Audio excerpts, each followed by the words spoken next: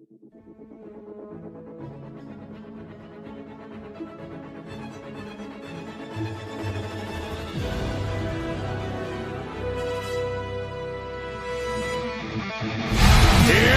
Wednesday. You know what that means.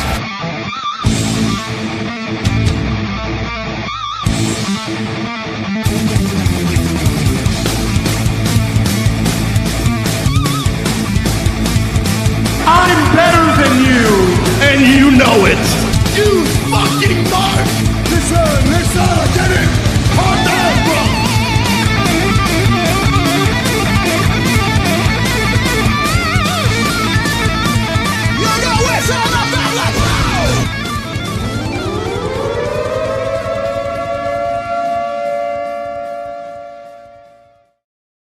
Oh, what is up, everybody? What is up? Welcome to the Sports Jedi Network here live on Thursday, March 26th, 2026. I am PGH ChrisTV here to give you guys your AEW Dynamite from last night, March 25th, live from the Roy Wilkins Auditorium in St. Paul, Minnesota. But before we get into the review, again, I am PGH Chris. Thank you guys for joining me here on a Thursday afternoon on the Sports Jedi Network. If you guys already don't know, clearly, I'm doing the stream here on a Thursday afternoon. And you guys know I do the shows right after Dynamite on Wednesday nights. Last night I had some family dinner, family business to attend. So that's why last night I was not live for the post show. But you guys didn't miss much. You guys didn't miss much of a show. Appreciate you guys joining me here today on a little bit of a different schedule. Don't forget, let's shout out our sponsors. Shout out to Dude Wipes. Dude Wipes, one of the official sponsors here on the Sports Jedi Network. Dude Wipes, use our promo code TEXTDUDE, save 2259463, and we'll send you a code for 20% off your next order. And don't forget Blackout Coffee. Blackout Coffee, use codes Rumble or Sports Jedi 20 to save 20% off your order. blackoutcoffee.com/rumble. And don't forget my sponsor, my affiliate of the PGH Chris TV is G Fuel Energy. Right now we are doing, for the next couple of weeks, we got a 30% off of G Fuel, but it's usually 20% off deal. You can either go to gfuel.com, use my promo code PGHChris, or go to gfuel.com/PGHChris. You'll get that same offer there. Big some updates. Again, it is Thursday, so tonight we do have our TNA Impact watch along on the Rumble. Make sure you guys are following and subscribing to us on the Rumble. We're growing that community tremendously. I know some of the days recently on the shows I've been busy. Kev's been doing a hell of a job with the watch alongs. And the Rumble community keeps growing. I will be there for Sacrifice tomorrow night. So it's gonna, we're gonna be talking all about that Saturday. So make sure you guys are tuning in. Also, tomorrow before Sacrifice, I will be live talking some Pittsburgh Steelers football with my good friend Bob Quinn. Bob Quinn, formerly from the Steelers Sanctuary podcast. We're going to talk some Steelers ball tomorrow at 6:30 over on his platform. I will be multi-streaming the show that we're doing tomorrow. So make sure you guys are keeping an eye out for all that stuff coming up. Guys, this was AEW Dynamite from last night. Let's talk about it. We got my guy, Knuckle Brew, Hoss Knuckle Brew in the chat. Appreciate you for joining me here on a Thursday afternoon. You're usually with me. You're with us all the time. But I appreciate you joining me here on a Thursday afternoon covering the show. And before I get into the review, next Wednesday night, shows will be back to the normal time. I will be going live immediately following Dynamite. This was just a 1 week thing for a scenario that popped up. So thank you to Kev. Thank you to everybody here. And now let's officially get started with the review. So again, they were live at the Roy Wilkins Auditorium in St. Paul, Minnesota. Weird way to start off AEW Dynamite last night. They started off holy hell, how do I word that? They started off with the match that should have obviously been the main event. I don't understand why Kenny Omega versus Swerve Strickland for your number one contenders match. This is a trilogy. You're having this start the show. Now, I have a problem with it because, again, people you don't have two things on this show that's going to hit a home run in the opening and the beginning. I understand if their mindset is, hey, maybe we can keep getting people from the Big Bang Theory. Guys, if you're watching the Big Bang Theory on a Wednesday night at 7 o'clock, you're not watching AEW, no matter who the hell is shown. This is bad placement to start. I hate the fact that I have to start this review off on a match that I'm very excited for, which I thought was very, very good. I don't know if it was better than the first one, but this match was very good. And you give it to us right away. You gave us a main event, which shouldn't have been the main event. I don't even know why the fuck we had Darby versus Rush on the show tonight. This should have been your main event. It should have been Kenny Omega versus Swerve Strickland, EVP versus number one contendership match. Why the fuck did this, and excuse my profanity early, but why in the hell did this match start the show? Anyway, let's get into the match because I thought the match was very good.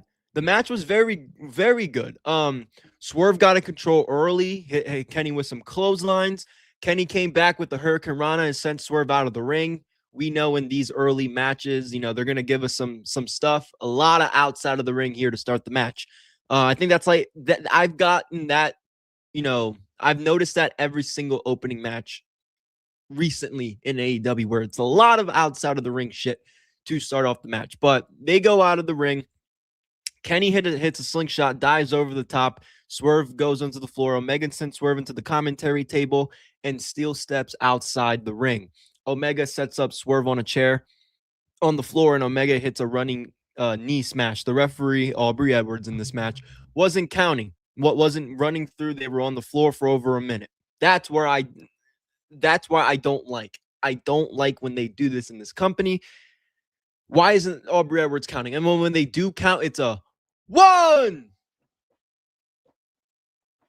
2,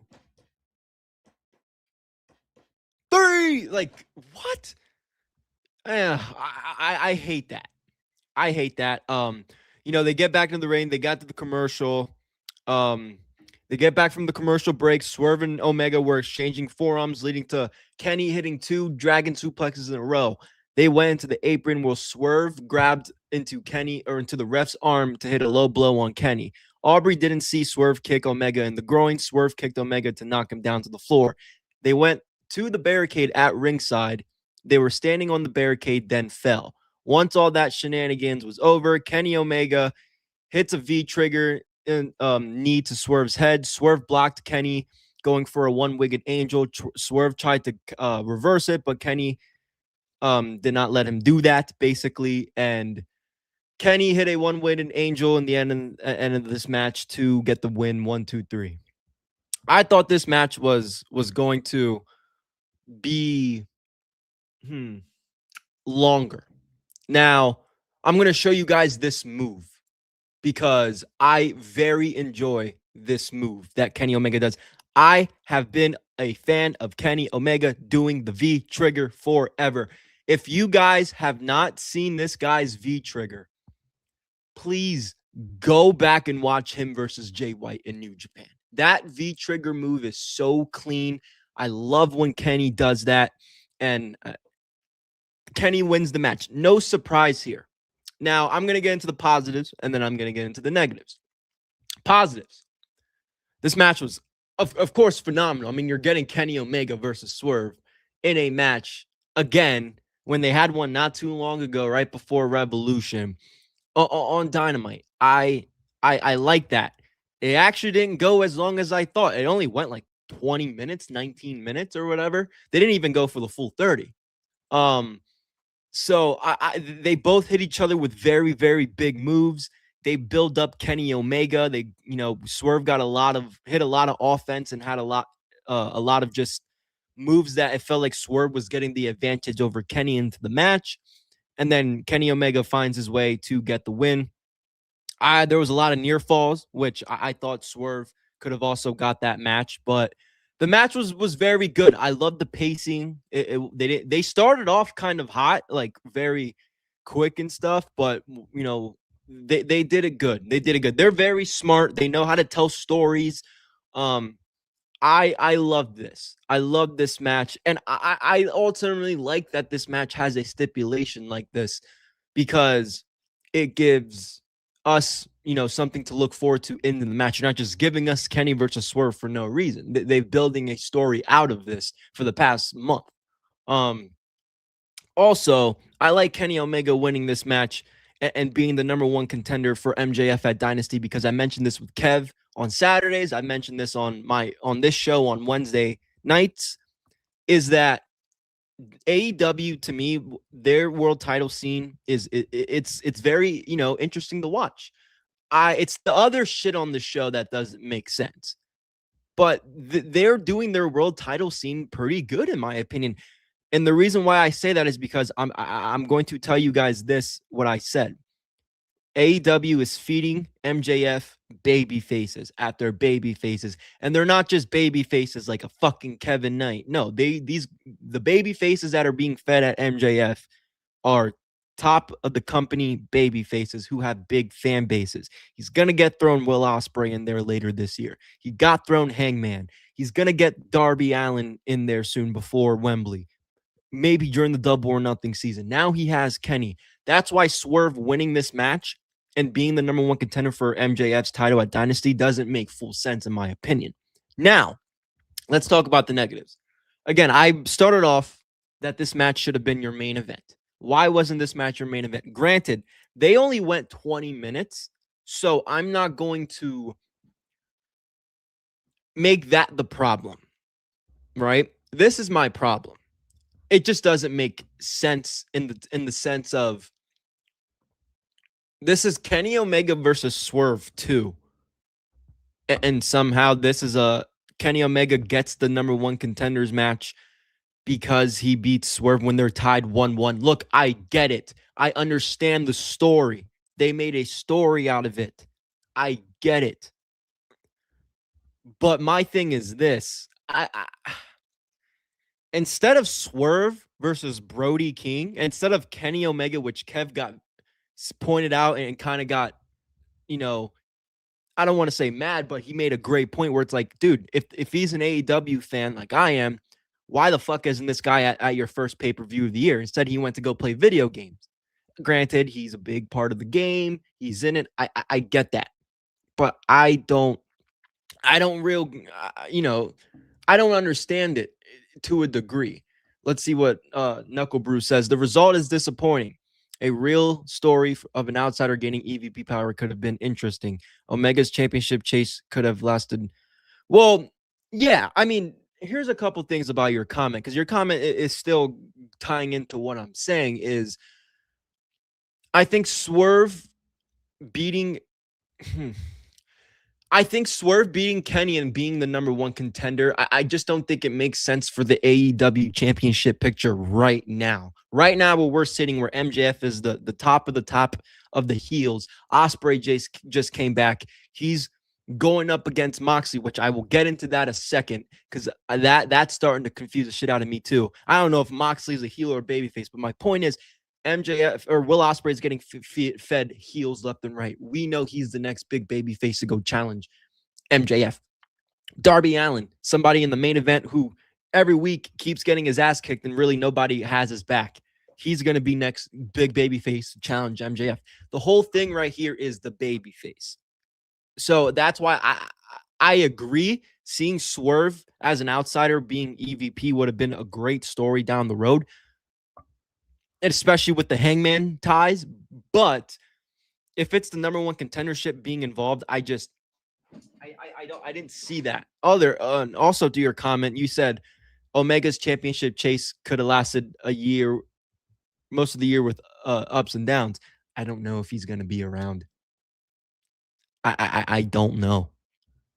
He's around now, but I can see maybe after Wembley or something, but we'll see, man. We'll see when it comes to that. But again, this is a trilogy match, so they both had the fall 1-1. I understand the story, but think about it like in a series, right? Like there's no you got tie. If the Suns are in the NBA Finals against the Bucks, and the fucking Bucks lose the first game, and then the Suns win the first game, the Bucks win the second game, and they're the NBA Finals champions. What? We have a 1-up against you. That win just made you tied with our series. That's what this is. It's just the logic of it doesn't make sense to me. But again, I get what they're doing. They're going to be in where is it? Vancouver, or is that where AEW is next week? They're going to be in Canada for Dynasty. So it makes sense. Maybe this is one of the last times Kenny's going to have a world title shot in his home turf. I mean, I don't know if that's a good idea, considering that we already have Hangman not being a contender for that championship anymore. I don't see why you would do this. I don't see why they would do that. But the match was good, but I have a complaint. I have a complaint about the match, and we're going to talk about it right now. I'm going to skip a few things, and I'm going to get back to it, because this just all came to my head now. So MJF later on the show comes out and he says, the Triple B. He's talking his usual shit. Kenny makes his entrance still in his wrestling gear, gets in the ring with MJF just like this. And he gets into the ring with MJF. You see, he starts talking. Omega talked about how he didn't listen to his body when it failed on him. Kenny said that MJF beat a 60 to 80% Omega, and Max beat him, which Kenny can omit. And they're talking about their match that they had on Collision a few months, not a few months back, but during MJF's first title reign. They had that title match on Collision, which was pretty good. But Omega said now that he's back, it's not just what happens in the ring. Omega said he's not going to fall for MJF's bullshit. He said that he's 100% and he's probably better than MJF, and the fans know it. Omega said that the most important part is that MJF knows it too. Kenny said that let's just make this official and let's see who the better man is at AEW Dynasty. This is the part of the promo where it goes flat. MJF said that at Dynasty, it's the God versus the devil, and MJF said, "You're on." Omega wanted a handshake, but MJF said, as far as this is concerned, there was no handshake. MJF walked away from Kenny. Kenny said his catchphrase, and they ended the segment. That's where it kind of lost me. I like the promo exchange. I like MJF refusing to shake hands, and I think this is going to be a hell of a fucking match at Dynasty. But this goes back, and I hate to skip ahead, but I need to bring this up. Still talking about the Swerve and Kenny match. Why did we have Kenny Omega and MJF do that face-to-face yesterday? Why didn't that wait till next week? Why the fuck does every time MJF go out on an open mic, somebody has to interrupt? We can't go back to the days where MJF used to just get on the mic and say what he wanted and talk his usual shit. No, now we have to have somebody interrupt him every single time. Kenny was not needed to come back out to confront MJF. That you should have left on Dynamite. You know what's happening on Dynamite next week? Instead of a face-to-face between two of the biggest stars of the company, Kenny Omega will be participating in a fucking 6-man tag team match versus the Gates of Agony and Ricochet, and I believe with Jet Speed. Is Jet Speed the tag team that they're... No, it's Jack Perry and Brody King and Kenny Omega versus The Demand. Why? Why is Ricochet challenging Kenny? Kenny is involved in the world title scene. He has a match in his home country against the top of the top in the company, and you're going to waste your time. You're going to waste Kenny Omega on a Wednesday night playing six-man tag team with Jack Perry, Brody King, and this motherfucker Ricochet, who everybody hates right now. What's the logic of that? Why?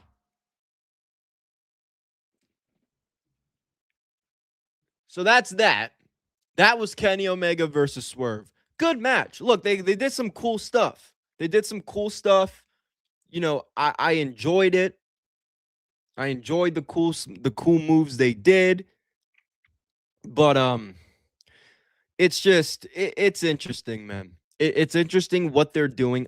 I like the concept, right? I like that MJF has a big name babyface to go against. It's just they're doing it all wrong, in my opinion. So that was that. Speaking of something else I wanted to talk to, and this was right after the the Kenny Omega match. Will Ospreay did a backstage promo saying that he has a problem with anyone who is friends with Jon Moxley. Will Ospreay said that if Pac is going to remain loyal to Jon, Ospreay will handle him personally and they can fix this. Ospreay talked about how this time at home he has given him bond with his son. Ospreay said that Moxley may have reasons why he snapped Will's neck in front of Ospreay's family, including his mom.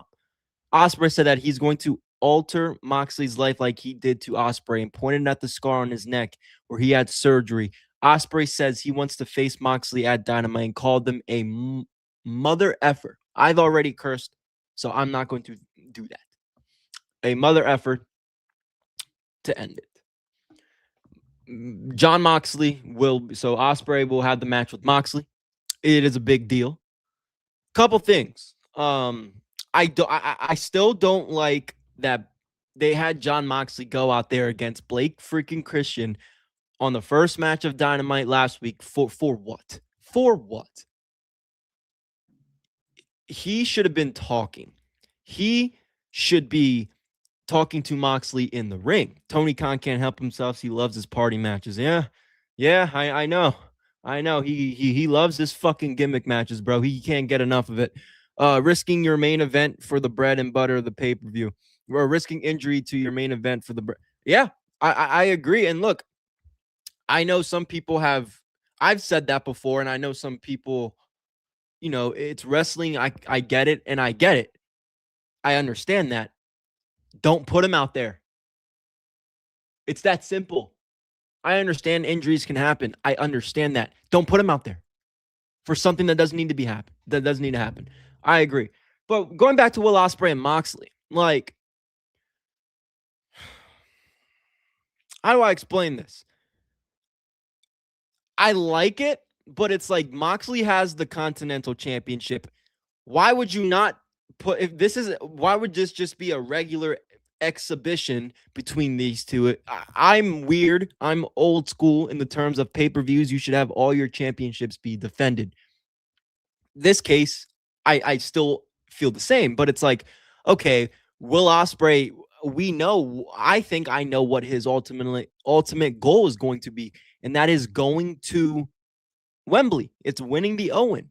He's gonna lose at Dynasty. Does that hurt Will Ospreay? We could debate this, but I don't. What hurts Will Ospreay is that he already had the match with Blake Christian. Maybe they had him do the match with Blake Christian to get, a win under his belt before he loses. And his first match back in AEW, it isn't a complete loss. I don't know. That's definitely something, right? But again, I didn't like Moxley versus Blake Christian. They should have had Will Ospreay go in the ring, talk about his struggles being outside of the ring for all those months, talk about his neck, talk about literally what he said in that backstage promo. He should have said it in a ring, either last week by himself or in front of Jon Moxley. But we'll move on, because speaking of Jon Moxley and the Death Riders, Jon Moxley, Daniel Garcia, and Marina Shafir took on the team of Top Flight, Dante and Darius Martin with Zeta Steel. I think Zeta's with Darius Martin. I think they're a couple or something. So she's playing 6-man, but I mean, it wasn't that long of a match. Moxley hit a stomp on Darius Garcia and he pinned him for the win. I'll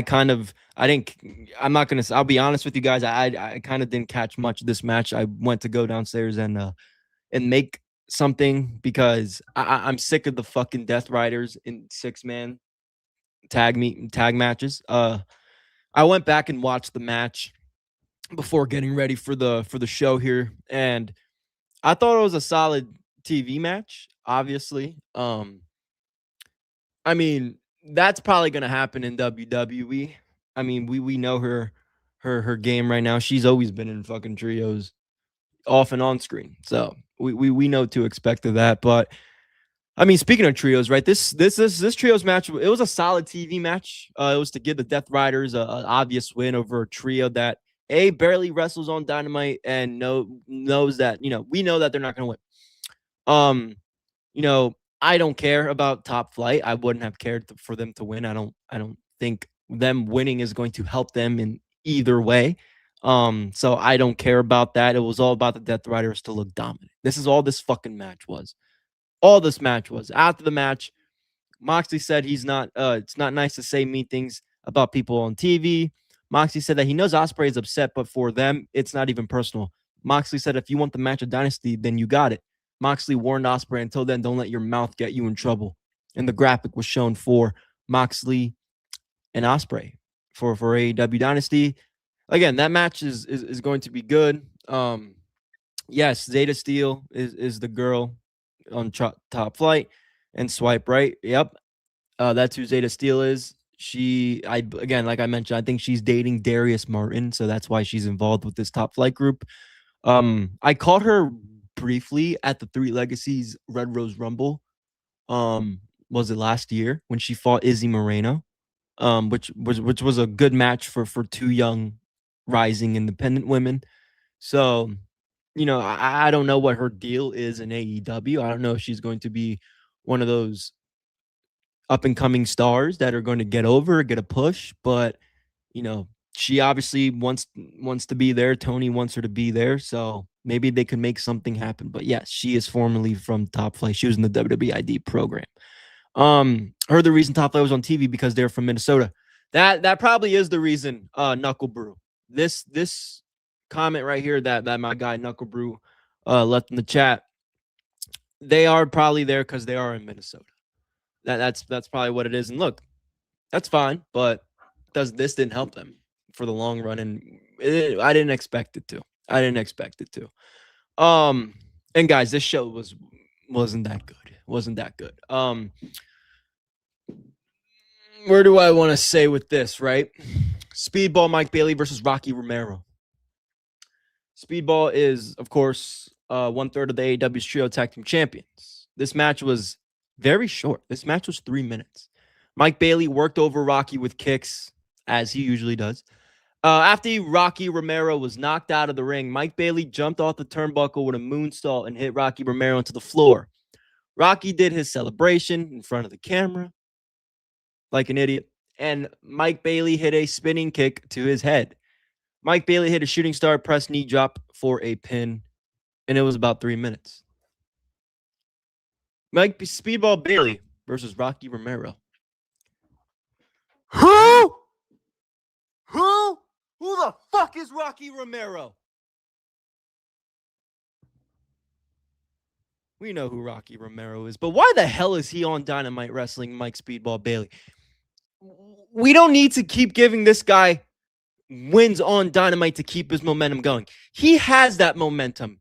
All right. He is a good wrestler. He's having great one-on-one matches with talent that are rising up in this company as well.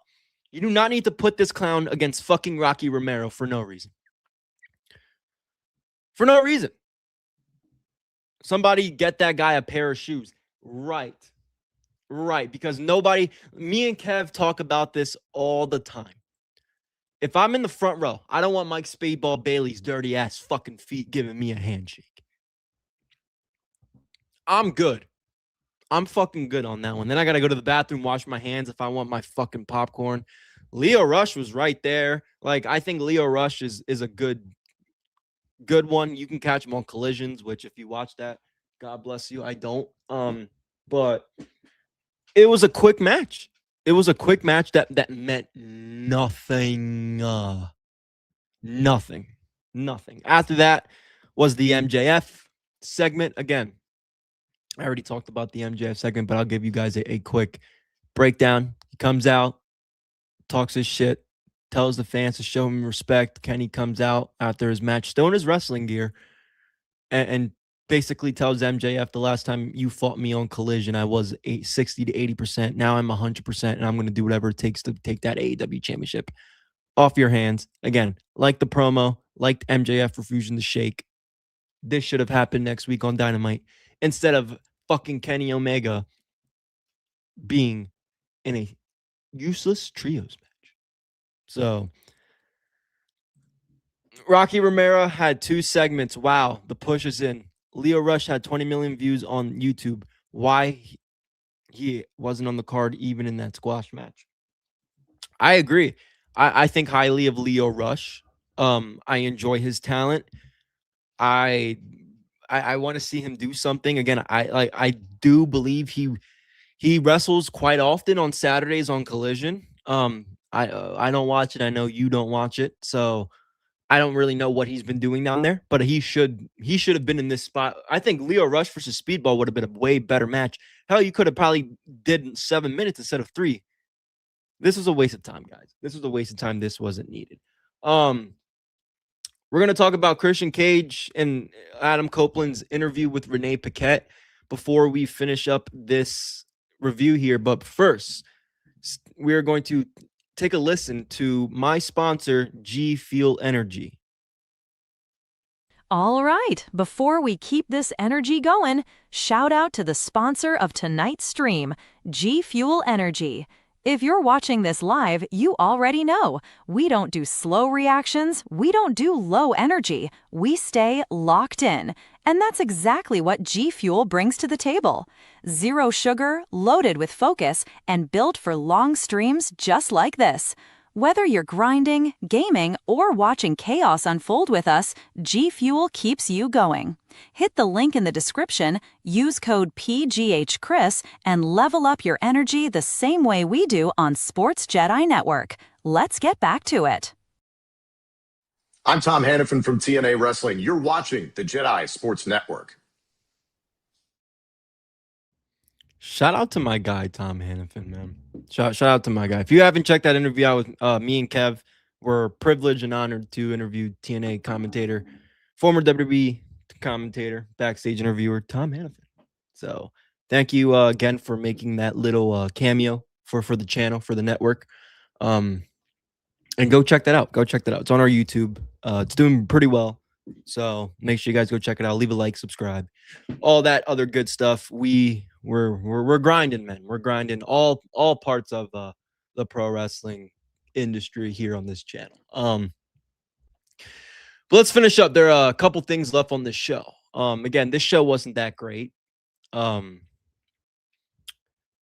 Very disappointed.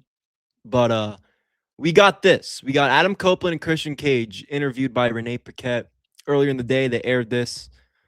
Christian said that FTR chose to turn their back on Adam Copeland. Christian said that FTR chose to attack Cope and Cage after they won at All Out. Christian mentioned how they power drove Beth Phoenix. And he said worse of that, they power drove him. Adam Copeland called Cage an asshole, and Cage walked away. Cope talked into the camera about his history with FTR, and he understands throwing their friendship away because he's the ultimate opportunist. Cope said that FTR has been to Cope's house. Their children have played together. They have had dinner together. Cope said they are going to take the AEW tag team titles, and Cope said he'll end FTR's careers. The AEW champions and Stokely Hathaway made an appearance. by the entrance where Stokely Hathaway said, "You should care what FTR has to say." Cash Wheeler said that they made the choice that they were going to carry on Cope's car cast at the finish line of his career. Cash said that they take a back seat to nobody. Cash said Cope let him stay in his guest house in 2009, but he didn't need him. Cash said he didn't need him. Cash said that Cope's time has passed and FTR are living legends. Dax Harwood interfered and said that Cope and Cage are shells in their former sleeves. Dax Harwood said that Christian and Edge, Cope and Christian are nostalgic acts. I have it on my notes. Sometimes Edge and Cope and Christian. That's why sometimes here I might say a little bit, but you guys know what I'm talking about. Dax Harwood said that he loves Beth Phoenix, and it made it question Cope if it's worth it. Dax said if he'll drop Cope's wife on her head, Beth Phoenix, then what will Cope do? Top guys out. I think that,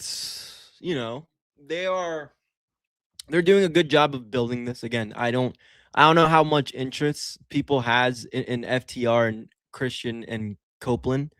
Again, there are a lot of good tag teams in this division that should be competing for those titles. We're rerunning the same fucking act. FTR being in the top of the title scene is a nostalgia act from 2020, 2021 when this company was at its best. Same thing with the Bucks. Oh, we want nostalgia. We want something for our tag team division because we don't know what to do. Let's put FTR versus the Bucks. What are we doing? Well, this better be the last time we see this. FTR are channel-changing energy. The only saving grace is Big Stoke. I'll be honest. I do not like Stokely. I agree. I think Stokely's phenomenal. But I have slowly starting to like him less with him being involved with FTR. It's not like FTR needs this guy to speak for them. I know they're not the strongest on the microphone, but holy shit, Dax Harwood can cut a promo like he's passionate or whatever. It's not like they can't. They're not good, but it's not like they can't. He should be with Ricochet. Ricochet is terrible. Hey, Ricochet, say what you want about. I'm going to say the same thing that girl told you. Your acting skills suck. Go ahead, say something to me. Anyway, he should be with Ricochet, not FTR. But they're doing a good job of making these promos and this rivalry personal. They're bringing up the kids, the family dinners, the specific years. Like, we like that. As pro wrestling fans, it makes for better story on TV. I just don't want to see this again. All Out was good enough for me. And now we're going to get it at Dynasty. Who knows? Maybe they'll even do a fucking triple threat match to kind of recreate the Edge and Christian shit from TLC. Maybe they'll do it at Wembley or Double or Nothing. Triple threat. Nostalgia. AEW nostalgia acts. 2 AEW nostalgia teams and a nostalgia team from the globe. What are we doing? Oh, yeah. Yeah, big stuff. Yeah, I agree. Knuckle Brew. Man, you gotta send me or Kev a DM or something, man. I'm trying to get you on here so we could have these conversations. So hopefully one day that that happens. But you know what I hope doesn't happen? Well, but it did. This, ladies and gentlemen, this happened. Es una mierda. Es una mierda. Oh, guess who we had to see on TV again? The Dogs, David Finlay and Clark Connors. Taking on the conglomerate, Orange Cassidy and Roderick Strong.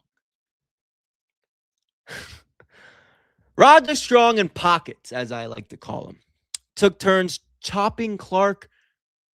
But in Orange Cassidy's case, it was those same stupid comedy chops that he likes to do. What are we doing? What is this? Stop! Stop doing that! Nobody wants to fucking see this guy. Why are they protecting this guy so much? Why? I'm going to ask the same question I do every single week. What does this company see in Orange Cassidy? He is the worst wrestler I've ever seen in my life. I've been watching wrestling for 19, 18 years. He sucks. The dogs were in control of Orange Cassidy with strikes to the head. Cassidy hit a stunt dog millionaire on David Finlay to break free. Roger Strong got the hot tag with knees and back breakers. Strong hit a spinning slam on Clark for 2. After Strong dominated for a few minutes, Pockets was back in the ring, back in the sequence, and Roddy used Orange Cassidy as a weapon, and Orange Cassidy hit a DDT on Clark Connors for 2. And then later on in the match, David Finlay held Cassidy in a suplex. Clark Connors hit him with a spear, and they call it in the full. And the match went about 11 minutes, and the winners are David Finlay and Clark Connors. I had my notes written pretty weird because that match just had me all over the fucking place. I was very upset to see Orange Cassidy. I'm not gonna lie. Is it a bad? See, this is the thing about this company, man. They're not going to give you a bad match. They're not. Again, I'm gonna say this. This is not a bad match. But I'm gonna say this. What the fuck are we still doing this feud for? The Dogs and Pockets, Roger Strong, Darby. Why?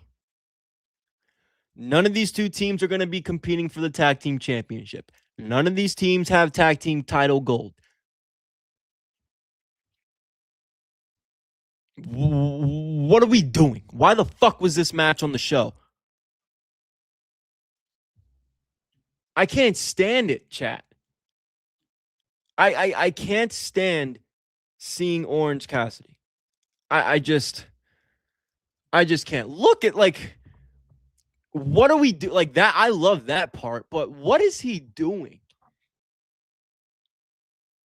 He's a fucking clown. I don't know how else to describe this guy.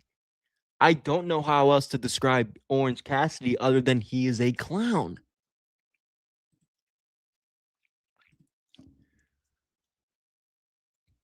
Orange Cassidy, right? You're right. Orange Cassidy and the Dogs need to be in the trios. The Dogs need to be in the trios. They're a legit fucking trio. It sounds like they're trying to fit trios. They're trying to find another third guy with Roger Strong. Is Kyle O'Reilly hurt still? I think he's still hurt. He's not there. He would obviously be my guy, somebody that I would think would be in that group if they were to do that. But anyway, moving on, because I genuinely don't give a shit. But Megan Bayne and Lana Cross did a promo, which Knuckle Brew, I agree. I think Stokely would be great for these two ladies. About being the new AEW Women's Tag Team Champions. They trashed their former champions, Willow and Harley, and Megan said there are no second chances. They go to a commercial. Kyle Fletcher did a backstage promo about beating his mentor, Robbie Eagles, on Collision last week. He said that he's as good as he says. He's undefeated in singles action this year. Kyle said that he doesn't like Callis having a business arrangement with MJF and said that he wanted to bring the AEW World title to the family. Kyle Fletcher brought in to Coach Nate Takeshna. Fletcher mentioned that Takeshna has issues with Okada, but Kyle and Takeshna are on the same page. Takeshna said that nothing can come between him, not even Okada. Takeshna said that Proshida came first and they hugged. So that's not true.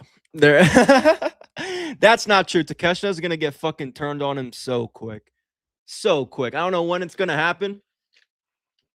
I don't know when it's gonna happen, chat. It's gonna happen. It's going to happen. Tekla, Kev. Tekla. AEW Women's World Champion versus Mina Shirakawa in your co-main event. This wasn't a bad match. It was physical match. Tekla getting the cheap win to become, cheap win to be a good heel, to show off, her heel persona. Wasn't that long. It was about 10 minutes. Mina was aggressive early on. Tekla sent Mina into the middle of the ropes. They battled on the apron. Mina tripped up Tekla. Mina gave Tekla a DDT onto the floor. They went to the commercial. Tekla was in control after the commercial. Later on in the match, Mina picked up Tekla, who used the brass knuckles to punch Mina in the head with the brass knuckles. Tekla covered for the pinfall win. The referee never saw the brass knuckles that were used again. Physical match.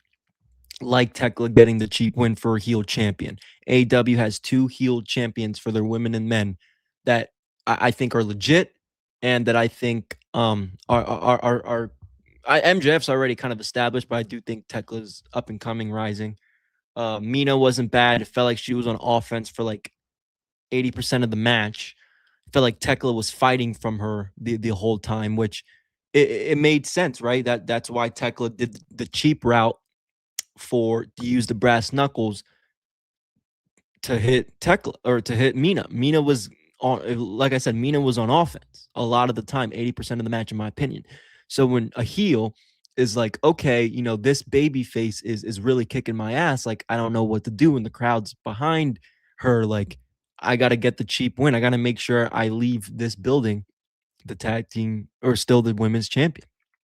So she got the brass knuckles and did exactly what a heel would do in that moment. I loved it. It wasn't long. It was only 10 minutes. Mina had a championship match. She looked good. Tekla looked good. I don't mind the cheap finishes from the heel when it makes sense. In this case, it does, because Mina's a uber baby face, and the Tony Storm not being there. I like this. I got to give these ladies credit. My guy Knuckle Bruce in the chat says, hot take. I think they're going to build Tekla super strong for the Mercedes face turn. Oh, okay. This is why, again, you gotta join me here to have these conversations, because I like that. Now, my question for you would be, do you think the crowd would necessarily be behind Mercedes? Would the crowd necessarily want to accept Mercedes as that baby face? I that's kind of where I'm lost in that. But I think it could very much happen. And that's going to ultimately be the big match. So we'll see what happens with that, and we will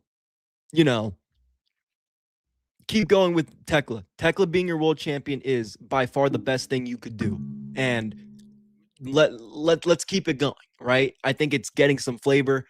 I do think the world championships in this company are kind of getting the matches and the stories there. Keep Tekla as your world champion. And I truly think that it will be a good match. It will be good shit going on in the future. Don't know who could make it a surprise appearance. It could be anybody. So we're going to see what happens. And I like that. I do like that. And I do think Mercedes can come back, challenge Tekla, and eventually maybe Mercedes does become the AEW World Champion. Look, it's going to happen at some point. And I do think that Tekla will lose that AEW Championship if that happens. So that would be my only thing. She would need a new presentation and character overhaul.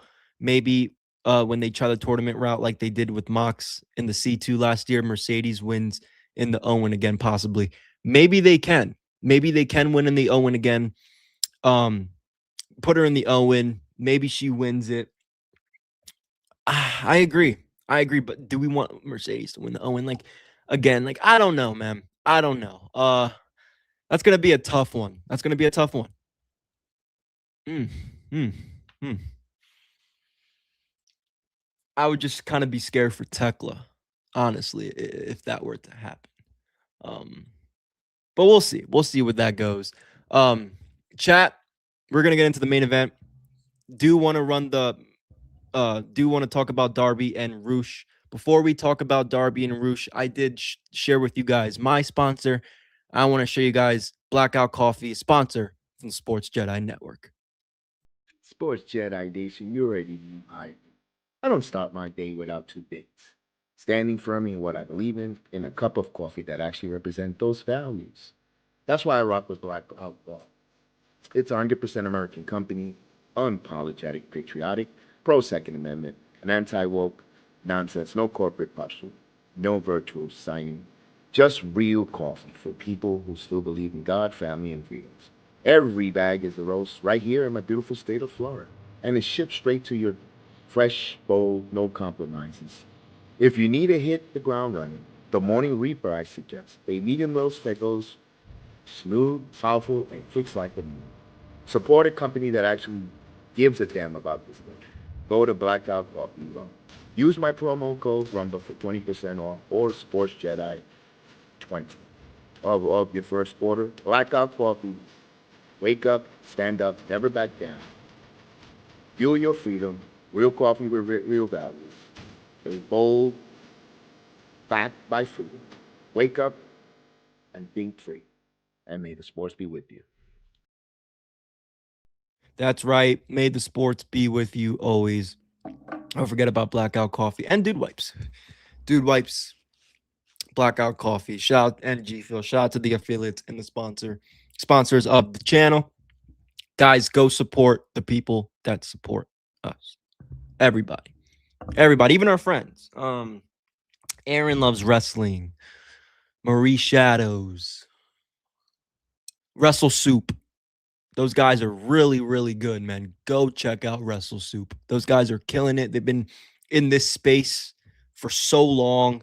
They're really kind of like the godfathers of the pro wrestling network podcasting. So leave those guys a follow. Tell them that the Sports Jedi Network sent you over there. Show them some love because they show us love. And for listening to us on the Wrestle Soup platforms, thank you for listening to me and Kev. Thank you for accepting our voices and our platform on your platform. And hopefully, shit just keeps growing. That's the goal here for everybody. And really excited to see what happens in the future. So speaking of what happens in the future now, real quick, let's talk something real quick, right? Kenny Omega was on the show for the third fucking time for an interview with Renee Paquette. Renee said there's an AEW title contract signing next week. Oh, notice how I didn't tell you guys that the contract signing was already happening. I knew the contract signing, but I wanted to wait to get to this. I honestly forgot. I'm very happy I just remembered in my notes and I saw this part. So there's no physicality allowed. Kenny said it's been a while since he's been in a position like this. Kenny said it sounds kind of odd when people call him the god of pro wrestling, maybe the guy to end the Devil's title reign. Mike Bailey walked up to Kenny, said he wants to be the first person to fight Kenny. And if Kenny takes the title of MJF. And Kenny said, you got it. And they did a nice little handshake, ladies and gentlemen. They did a. Can we run that back one more time? Run that back. There we go. They did a nice little handshake. Mike Speedball Bailey and Kenny, as Kev likes to call him, oh mierda. I don't know, man. I don't know. They're doing the contract signing. Finally, they did what I said in the beginning of the show they should do. But here's my question. And excuse my language. Cover your ears if you're listening to headphones. So why the hell is Kenny Omega in a trios match? Why? Anyway, Ricochet was backstage with the Gates of Agony. Ricochet complained about how he was screwed by AEW when he lost his AEW national title in a battle royal, even though he wasn't beaten.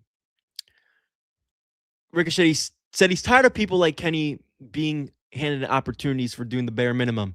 Ricky said that he would beat Kenny. He beat Kenny the last time they faced each other. Ricochet said something more threatening words to end it. Listen, Ricochet, nobody gives a fuck about you now because of your dumbass fucking comment on that. Here's my thing. I have seen people say shit about Ricochet. I'm not going to get into that. I've seen people say worse shit about Ricochet than what that girl with MS said about Ricochet. Like, Ricochet, nobody gives a fuck about you. I sure as hell don't give a fuck about you. This made that, what you said to her made me give even more or less of a fuck about you. I don't care. That's why they're doing the stupid ass match next week. All right. Moving on to the main event. No countout match between Darby Allin and Roosh. Again, another freaking gimmick match with this company. Why is this happening? Why is this the main event? How do we go from Darby Allin and the fucking War Dogs to Roosh? And guys, this was so gimmicky. I don't even I don't have notes like I do for the other matches on the rundown.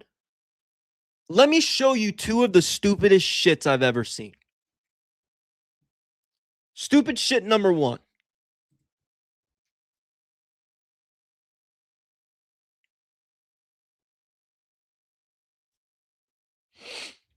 Okay. Stupid shit number two.